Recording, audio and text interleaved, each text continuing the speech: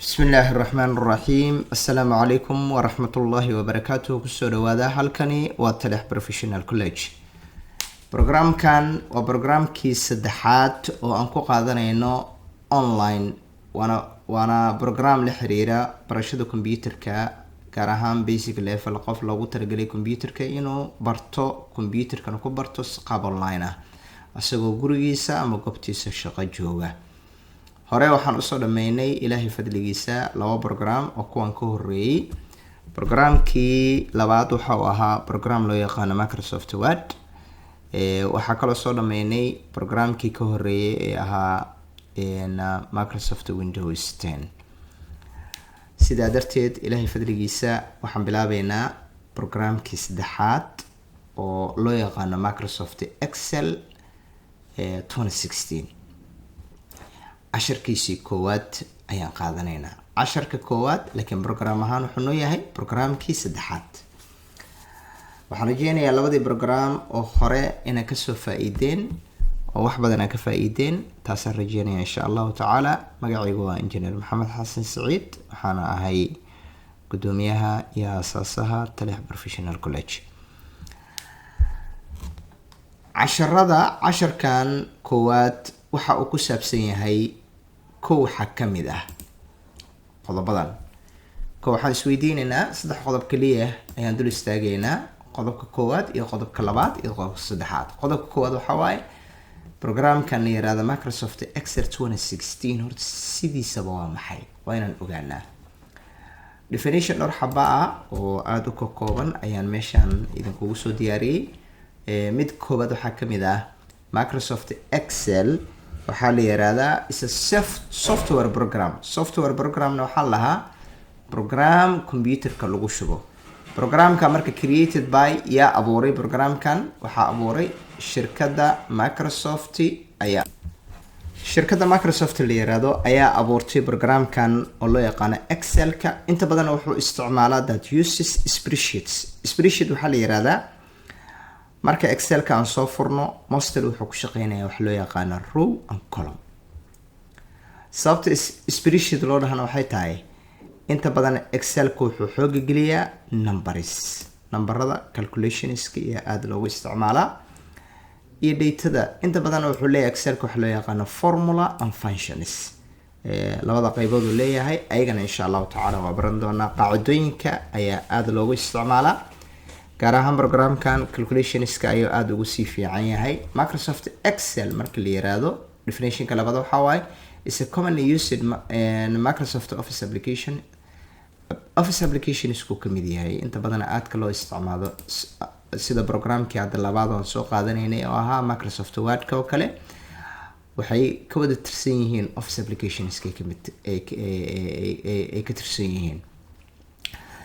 haddii la fiiriyo marka programkan Excelka spreadsheet program which is used to save and analyze numerical data. inta badan waxaa loo isticmaalaa in lagu save gareeyo lagu diyaariyo data ka kooban numberadu ku xoogan yahay iyo qaacidooyinka.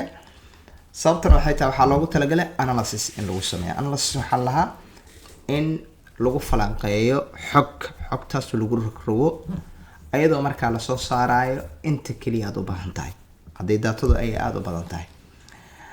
spreadsheet markaan ka hadlayno or worksheet asagana waa fileka inta badan Microsoft Excelka lagu abuuro. fileka lagu abuuro Microsoft Excel lagu abuuro ayaa waxaa loo yaqaanaa spreadsheet ama worksheet.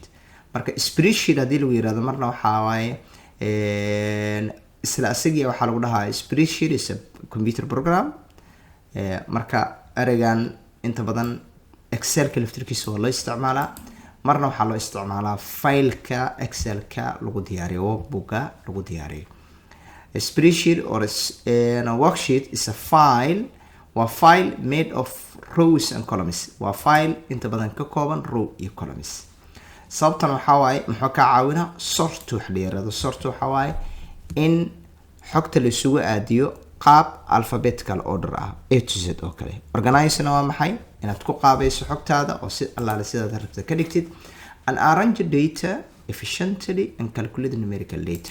marka datada waxaa rabtaa adiga si allaale sida ugu qurux badan tahay inaad ka dhigato مع ذلك أنا وحواي هنا calculate grayso وحسكول ودفتو كلا جرتو اسكو قيبسو numbers spreadsheet مركلا سيكلا دي لو فيري is a computer program computer كلو شبهواي that can capture markaan waxa laga hadlaa marka excel key magaca kale loo bixiyo spreadsheet is a computer program hada lagu dhaho kaas waay display and manipulate data arranged in rows and columns inta badan marka wuxuu ku shaqeynayaa excel ku wuxuu ku shaqeeyaa row and column inta waxa uga baxnay excel waa maxay waxaan fiirinaynaa excel ka soo soo kiciyaa saddex qaab ayaa la isticmaalaa in start button ka aad taabato start button kana waa halkan kadibna excel aku qorto enter aad dhahdid hadaan sameeyo waxaan isticmaalayaa start button kadibna waxaan ku qorayaa excel waxa ii soo baxay excel hadaan qoray oo halkan ku qoray programka excel ka ayaa halkan iga soo baxay wuxuuna ii muujinayaa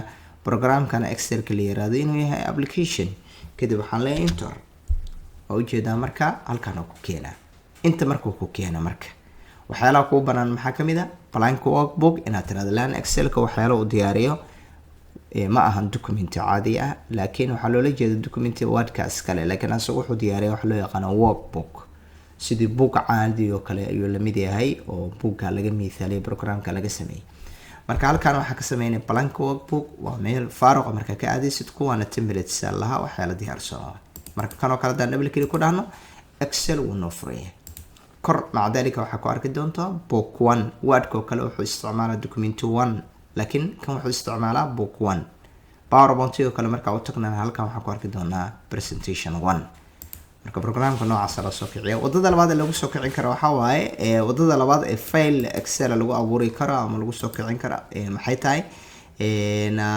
مثلا waa file ina dhahdid kadibna aad tiraadid new marka dhahdo automatically meesha ku keena ama online ahaan file kala soo deg ama kuwa computerka marka ku jira isticmaal ama kan isticmaal hada double click dhahno waxa la abuuray spreadsheet file la abuuray oo book 2 ayaa meesha noo furmay hoosoo kale muuska hadaan durgeyno waxaan haysanaa laba file oo ujeeda book 1 iyo book 2 oo loo kala wareegi karaa waxa kale lagu diyaari karaa ina control n dhahdid control n automatically book 3 waa muuska hadaan inta durgeeyo oo ujeeda saddex workbook ayaa noo furan qaybtaas marka waxa waaye si workbook loo furaa ama loo kiciyaa Microsoft Excel environment waxa waaye intaana baranaynaa ya kuwan sida u shaqeynayaan ma aragtay ayaan baranaynaa kuwan waxaan macnaa waxay ka kooban magacyadooda waxa soo kala baranaynaa tusaale ahaan waxa noogu horeeya waxa waa title barka waa meesha filekaaga magac marka u bixiso kale oo ka soo muuqanay waxa raacaya programka magaciisa Excel ah dhinacan hadaa aadno quick access toolbar lahaa wordkan ku soo qaadanay laakiin dadka aan soo qaadan waxa waaye toolbar lahaa oo waxa lagu talagalay inta kugu isticmaalka badan inaad ku soo dari kartid calaamadu tick markay saaran tahay macnaheedu maxaa waaye shayga ama toolka meesha kugu jira hadii new oo kale aan ku daro waa ka new halkan u yimid okay hadaan ku daro open into yimid marka noocaas lagu soo daro hadii laga qaadayana tigta ayaa ka qaadaysa kaas quick access toolbar la dhinaca leftiga iyo xiga kuwan waxa la yiraahdaa tabs sida wuxuu ka bilowdaa file home insert page layout formula data review kuwaas waxa la yiraahdaa tabska markii click lagu siiyo qaybta dhexda isbedelayso waxa loo yaqaan ribbon ku intuu ka bilowdaa dhinacaan oo dhan intaan ilaa iyo intaan oo dhan isku fadhisaa waxa la yiraahdaa ribbon ku wuxuu ka kooban yahay secretary-giisa marka la fiiriyo groups waxa la yiraahdo iyo commands waxa lahaa waa kuwa amarada ay dhexdaan noo yaal groups waxa la magacyada meeshan sida alignment numbers font iyo clipboard iyo styles kuwaas waxa la yiraahdaa groupka magaciisa sheeg hadii lagu yiraahdo noocaas sameynay tab kasta markii click lagu siiyo wuxuu la imaanayaa groupyo cusub dhinaca kale marka loo baxo halkan waxa la yiraahdaa ribbon display options soo marka aad furto kale waxa sameyn kartaa show tabs ina dhahdo waxa laga qariyay ribbonki hadii kale waa ku noqon kartaa waxa dhigi kartaa show tabs and command marka tabski iyo commandiyada dib lagu soo celiyay marka la ku noqon kartaa automatic ay dhaca ka dhigi kartaa marka waxa la qariyay markan tabski iyo ribbonki iyo groupyada way xoran si aad u soo muujiso marka la ay click siinaysa kadibna waxa leedahay show tabs and command dhinacan waxa naga xiga waxa loo yaqaan control box kana saddex shay ka kooban yahay in close-ka la isticmaalo oo haddii la xirayo faylka close-ka la dhaho uu xirmay. haddana kan labaad kan saddexaad excelka dhan waan ka baxnay. so excel marka la inta ka kicin karaa waa ina dib ugu soo noqdo. sidaa darteed waxaa ogaanay extan inay excelka laga xiro. waxyaalaha kale lagu sameyn karo waxaa kamid ah kan waa restore iyo maximize.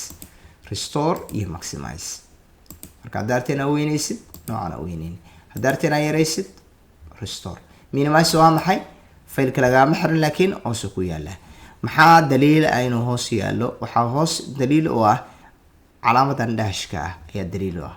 marka waxaa la jeedaa dashka waxa waaye kan furan waxaa lagu dareemi karaa line yariisa ayuu leeyahay oo hoos aa umalaysa underline inuu ka yahay. marka kan restore lahaa maximize na kan lahaa isla sigii leeyahay. minimize waa maxay? hoos ku dhiga. minimize hoos ku dhiga. start button plus d hadda la qabatana waa same. halkan waxaa la yiraahdaa namebox. namebox wuxuu ku sheegaa god kasta oo aad taagan tahay magaciisa. hadda tusaale ahaan godkan ka taagana waxaa la yiraahdaa L14. 14 kuwa rowgan magaciisa waaye. L kana waa meesha column-ka aan taagnaa. marka magaca wuxuu ku sheegaa salalka kuwan cells allaha cells. so cell kasta oo aad taagan tahay magaciisa ku sheegaa. kuwan maxaa la yiraahdaa columns. column-yo waa column-ku muxuu ka bilowdaa A ilaa XFD ayuu ku dhamaadaa. ayagana columns allaha. marka column wixii vertical u taagan ayaa waxaa la yiraahdaa column. wixii noocan u taagan sida ABC oo kale. rows waxaa la yiraahdaa kuwa nambarada u taagan. kuwan oo kale rows allaha. rows allaha. rows. marka kuwaasna rows noqonayaan. dhinacan marka la fiiriyo worksheet tab active sheet ay dhiman. active sheet waxa waaye godka aad taaganta uu ka duwan yahay kuwa kale uu ka duwan yahay. kanoo kale hadda bold rectangle ah. inta kale marka la fiiriyo muxuu leeyahay plus muxuu ku sameeyaa sheet kale ayuu ku furaa. buugaaga dubalka ka buuxsamo page ka rafrata. marka page kale oo kala waay asagana inta uu capacity lahaa sheet 1 ka hadan la soo buuxin sheet 2 na soo qaadanaya. marka sheet kale ku dar hadii lagu yiraahdo plus ka sa isticmaalay. halkan waxaa loo isticmaalaa waa horizontal vertical. kana waa vertical oo mataqaana scroll bar. kana waa scroll bar oo horizontal ah. kana waa vertical oo scroll bar. scroll barna waxaa lahaa kor iyo hoos inay aadi kartid. marka falaarahana mostly laga isticmaalaa ama falaarahan ayaa laga isticmaalaa. halkan aan maano kan waxaa la yiraahdaa status bar ayaa la u shaan dheer. laakiin hadda waxaa la ka heli karnaa waxaa kamid ah views-ka kamid ah. views-kana waxaa waaye 3 view ayuu Excel ku leeyahay. mid waxaa la yiraahdaa normal, midna waxaa la yiraahdaa page layout, midna waxaa la lahaa page preview ayaa la lahaa. almost the views kana oo dhan soo doona insha Allah sida u shaqeynayaan. kana waxaa waaye zoom-ka waa aragtida fog iyo aragtida dhow. lidalika marka la fiiriyo waxyaalaha lagu soo dhaweyn karo waxaa kamid ah control qabo kadibna mouse-ka qaybta dhexda oo shayga ku jira gadaal hore u jiid. intaas oo dhan marka la fiiriyo waa kuwana waxaa la yiraahdaa sideedaba waa environment-iga. marka worksheet tab oo idin sheegay, horizontal ruler oo idin sheegay, vertical ruler scroll bar oo ku sheegay, worksheet tab oo ku sheegay, active cell oo ku sheegay, cell caadi ah, column iyo row intaba oo ku sheegay. meeshaan ku dhiman. meeshaan waxa waaye formulooyinka marka la geliyo ama qaacidooyinka la isticmaalo meesha qaacidooyinkay ka soo muuqanayaan. halkan waxaan ku sheegay kana meesha godka aad taagan tahay magaciisa ayuu ka soo muuqanayaa. cashirkeena marka intaas ayuu ku egyahay. السلام عليكم ورحمة الله وبركاته.